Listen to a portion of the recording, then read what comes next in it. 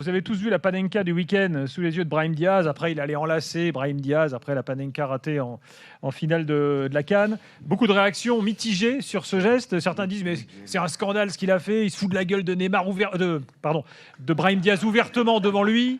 Comment est-ce que vous avez tu peux pris me dire ça? le certain qui est dans le certain? Bah oui, c'est. Je sais pas, tu peux me dire des noms? Walid, par exemple, était assez énervé sur le sujet. Walid était sur cette ligne, par exemple. Moi, je vais te... Donc, Florent a pris la parole. Je vais te dire ce que c'est marrant parce que quand j'ai écouté Walid et quand j'ai vu le geste de Mbappé, la première réaction instinctive, ça a été exactement d'ailleurs la même que celle que Walid a développée, c'est de dire c'est vraiment une connerie. Mbappé, décidément, il n'en rate pas une. Évidemment que tu Excuse-moi, mais c'est totalement flippant en fait. J'ai Nasser derrière Mbappé. Non, il est d'accord avec toi en tout cas. Ouais, il est d'accord.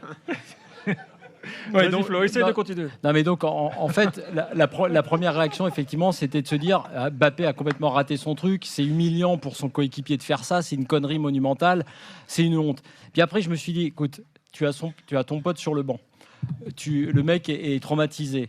Évidemment que Mbappé n'a pas voulu faire de mal à son pote. Je pense que sa démarche, elle est effectivement purement sincère. Et je me suis dit après coup, écoute, c'est peut-être une connerie. Moi, je ne sais pas. Mais en fait, maintenant, on lui tombe dessus à n'importe quel sujet. C'est-à-dire qu'il fasse un truc ou pas, s'il avait peut-être rien dit sur Brahim Diaz, on lui aurait dit, t'as vu, il n'a pas fait un message, il n'a pas eu un geste pour son coéquipier. Il fait une Panenka. Moi, je pense qu'il l'a faite sincèrement. Moi, vous allez peut-être m'expliquer que c'est une connerie. Peut-être. Moi, je ne sais pas. Je pense qu'il a été sincère. Je pense en revanche que, pour avoir connu l'époque Zidane ne prenait aucun risque, ne faisait aucune déclat, ne disait rien. Et Zidane est adoré. Zidane, il a mis un coup de boule catastrophique pour l'image du foot et pour ses coéquipiers. Il s'en est quand même sorti sur ça très, très, très bien dans l'image globale. Je pense que si Mbappé faisait ce qu'a fait Zidane avec cette histoire de ce coup de boule, alors l'époque a changé, les réseaux sociaux, tout ça, je pense juste que on ne lui passe rien. Et pourtant, je ne suis pas son plus grand défenseur. J'ai beaucoup critiqué sur certaines prises de parole ou autres. J'ai aussi beaucoup soutenu. Mais finalement, je me dis, ce mec a du panache, il veut faire des trucs. Là, en l'occurrence, c'était, je pense, un vrai geste de soutien. Peut-être que c'est maladroit, je ne sais pas. Mais en tout cas, il n'a plus le droit de rien faire. Et je préfère malgré tout, finalement, par rapport à Zidane, par exemple, je préfère lui et ses erreurs de com, entre guillemets, ses prises de position, maladroites parfois, mais un mec qui bouge, qui vit et qui est quand même une superstar. Et même si moi, je suis pas par ailleurs. Pas un excellent joueur par ailleurs, mais après, il y a plein de débats sur lui, sportivement parlant. Mais c'est un débat marrant. sportif sur Mbappé, quand même. Non, mais il y a un débat sur son positionnement et on peut avoir plein de débats. On peut avoir un débat quand même. On n'est pas obligé de dire c'est Dieu le Père, on n'y touche pas. On a le droit d'avoir un débat quand même. Vous êtes sur Luis Enrique aussi, alors? Bien sûr.